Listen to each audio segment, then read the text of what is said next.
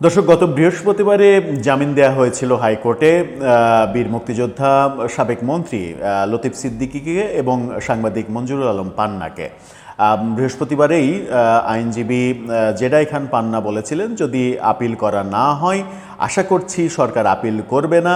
যদি আপিল করা হয় তাহলে আমরা ফেস করব, আর যদি আপিল করা না হয় শীঘ্রই তারা মুক্তি পাবে। আমরাও ভাবছিলাম যে হয়তো সরকার ব্যাপারটাকে মানে সহজভাবে দেখছে এবং জামিনের পথে যাচ্ছে, কিন্তু পরে জানা গেল যে সরকারের পক্ষ থেকে আপিল করা হয়েছে এবং সেই আপিলে তাদের জামিন আটকে গেছে। আজকে নিশ্চিত করা হয়েছে যে চেম্বার জজ আদালতে করা আপিল পূর্ণাঙ্গ বেঞ্চে পাঠানো হয়েছে এবং পূর্ণাঙ্গ বেঞ্চে এটার শুনানি হবে। একটা জামিন দুইজন মানুষের জামিন দেয়া হবে, সেটা আপিল বিভাগের পূর্ণাঙ্গ বেঞ্চে শুনানি হবে। তার মানে ব্যাপারটা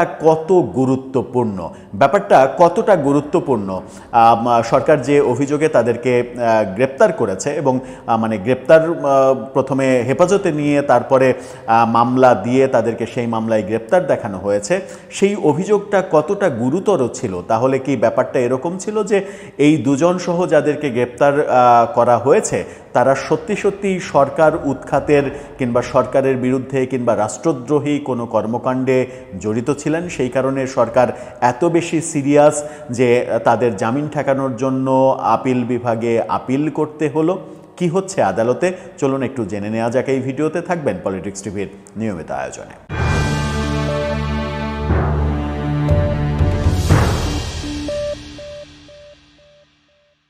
দর্শক, বলছিলাম শেষ পর্যন্ত জামিন হলো না। আজকে মুক্তি পাওয়ার সম্ভাবনা, আজকে না হলেও আগামীকালকে মুক্তি পাওয়ার সম্ভাবনা ছিল সাংবাদিক মঞ্জুরুল আলম পান্না এবং বীর মুক্তিযোদ্ধা লতিফ সিদ্দিকী যদিও আওয়ামী লীগের সাবেক মন্ত্রী ছিলেন, কিন্তু আওয়ামী লীগ তাকে বহিষ্কার করেছিল। আওয়ামী লীগের সঙ্গে দূরতম তার কোনো সম্পর্ক ছিল না।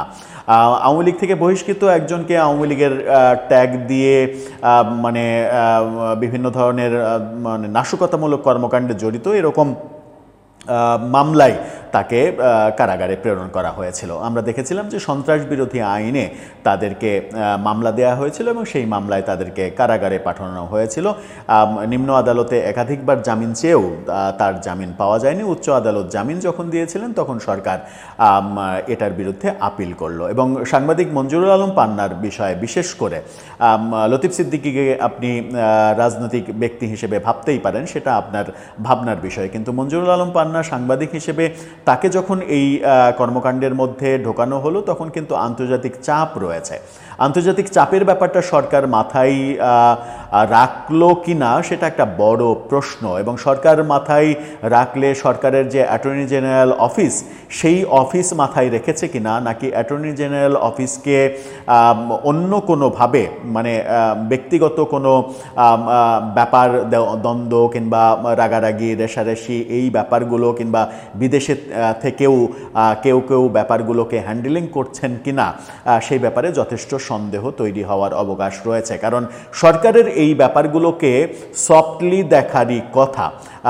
বর্তমান সময়ে সরকারের বিভিন্ন, বিশেষ করে সাংবাদিকদের উপরে মানবাধিকার লঙ্ঘনের ঘটনা, সাংবাদিকদের মিথ্যা মামলায় ফাঁসানো, এই ব্যাপারে কিন্তু আন্তর্জাতিক চাপ রয়েছে প্রচণ্ড। কিন্তু আন্তর্জাতিক চাপগুলোকে সরকার তো মাথায় রাখার কথা, সেটা রাখা হলো না। তাহলে কি সরকারের ভেতরেই আরেকটা শক্তি তৈরি হয়েছে যারা এই ব্যাপারগুলোকে সরকার সফটলি দেখুক সেটা তারা চাইছে না, সেখানে তারা ব্যক্তিগত ব্যাপারগুলোকে ঢুকিয়ে ফেলছে? গণমাধ্যম কি বলছে আজকের পত্রিকার শিরোনামটা দেখলেই বুঝতে পারবেন। সেখানে বলা হচ্ছে, লতিফ সিদ্দিকী ও সাংবাদিক পান্নার জামিন স্থগিতের আবেদন পূর্ণাঙ্গ বেঞ্চে শুনানি কাল, অর্থাৎ জামিন স্থগিত চেয়ে আবেদন করা হয়েছে। সেই আবেদন কালকে পূর্ণাঙ্গ বেঞ্চে, আপিল বিভাগের পূর্ণাঙ্গ যে বেঞ্চ, সেই বেঞ্চে শুনানি হবে। কি বলছে গণমাধ্যম? সন্ত্রাস বিরোধী আইনের মামলায় সাবেক মন্ত্রী আব্দুল লতিফ সিদ্দিকী ও সাংবাদিক মঞ্জুরুল আলম পান্নার জামিন স্থগিতে রাষ্ট্রপক্ষের আবেদন শুনানি হবে আপিল বিভাগের পূর্ণাঙ্গ বেঞ্চে। আজ আপিল বিভাগের চেম্বার বিচারপতি রেজাউল হক রাষ্ট্রপক্ষের আবেদন শুনানির জন্য পূর্ণাঙ্গ বেঞ্চে পাঠান। আগামীকাল আপিল বিভাগের পূর্ণাঙ্গ বেঞ্চের শুরুতেই থাকবে এটা বলে জানানো হয়েছে আদালত থেকে। এর আগে তাদের করা পৃথক আবেদনের শুনানি শেষে বৃহস্পতিবার বিচারপতি ASM আব্দুল মবিন ও বিচারপতি সগির হোসেনের বেঞ্চ রুল সহ জামিন দেন। তবে রাষ্ট্রপক্ষ ওই দিনই হাইকোর্টের দেওয়া জামিন স্থগিত চেয়ে চেম্বার আদালতে আবেদন করেন। মজার ব্যাপার হচ্ছে যে এই বেঞ্চ লতিফ সিদ্দিকী এবং সাংবাদিক মঞ্জুরুল আলম পান্নাকে জামিন দিয়েছে। এই বেঞ্চ কিন্তু আজকে আর একটা জামিন দিয়েছেন, সেটা হচ্ছে যে নারায়ণগঞ্জের সাবেক মেয়র সেলিনা হায়াৎ আইভী। ধারণা করা হচ্ছে যে এই বেঞ্চের এই জামিনটাও হয়তো সেলিনা হায়াৎ আইভীর জামিনটাও হয়তো চলে যাবে আপিল বিভাগে। সেখানে বলা হচ্ছে যে লতিফ সিদ্দিকীর পক্ষে ছিলেন আইনজীবী জেডাই খান পান্না, মঞ্জুরুল আলমের পক্ষে ছিলেন ব্যারিস্টার সারা হোসেন। বাংলাদেশের বিখ্যাত দুই আইনজীবী তাদের পক্ষে থেকে জামিনটা নিশ্চিত করেছিলেন, কিন্তু সেটা চলে গেল আপিল বিভাগে। গত 28 আগস্ট ঢাকা রিপোর্টার্স ইউনিটিতে মুক্তিযুদ্ধ ও সংবিধান নিয়ে আলোচনা সভায় অংশ নিতে গেলে লতিফ সিদ্দিকী এবং সাংবাদিক পান্না সহ 16 জনকে হেফাজতে নেয় পুলিশ। পরদিন তাদের সন্ত্রাসবিরোধী আইনের মামলায় আদালতের মাধ্যমে কারাগারে পাঠানো হয়।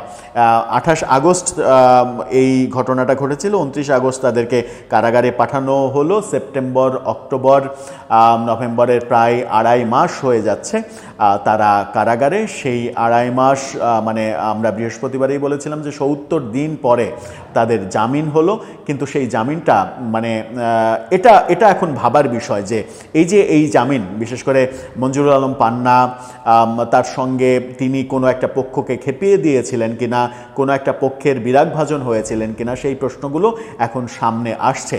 সেই পক্ষ বাংলাদেশে থাকছেন নাকি দেশের বাইরে থাকছেন, দেশের বাইরে থেকে ব্যাপারগুলোকে কলকাঠি নাড়াচ্ছেন কিনা।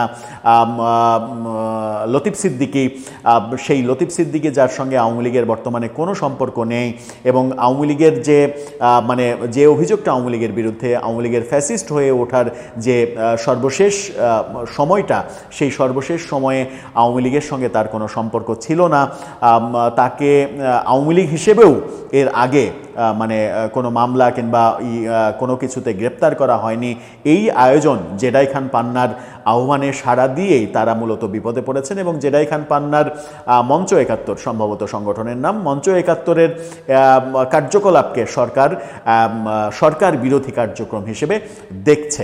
মঞ্চ 71 এটা আওয়ামী লীগকে পুনর্বাসন করার একটা প্ল্যাটফর্ম, এভাবেই সরকার দেখছে, এবং সরকার ওইভাবে দেখে সেখানে উপস্থিত অতিথিদেরকে আওয়ামী লীগ পুনর্বাসনের কর্মকাণ্ড করছে, এবং সেটা এক ধরনের সন্ত্রাসী কর্মকাণ্ড। এবং আওয়ামী লীগের কার্যক্রম যেহেতু নিষিদ্ধ রয়েছে, সেই রকম আওয়ামী লীগের পক্ষে কোনো কার্যক্রম করলে সেটা সন্ত্রাসী কার্যক্রম হবে, সেই হিসেবেই ব্যাপারটাকে ট্রিট করা হচ্ছে।